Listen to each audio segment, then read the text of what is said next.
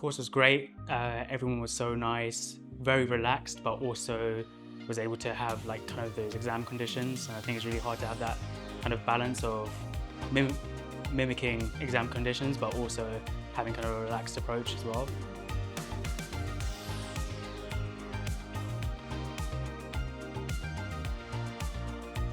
I had a positive experience today. It's been very helpful running sort of a mock exam scenario, getting used to the timings and the pace of the exam with real patients to find signs with.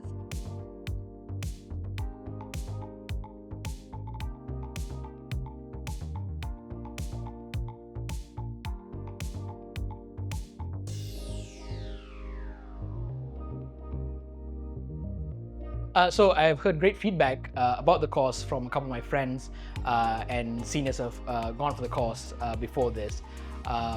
So yeah, a lot of good feedback about the different types of patients that we see and the different sort of physical findings that you don't actually see really on a day-to-day basis, especially in the job that I do in an acute setting. So it's a very good sort of experience or practice to have that just before my exam, really. Yeah.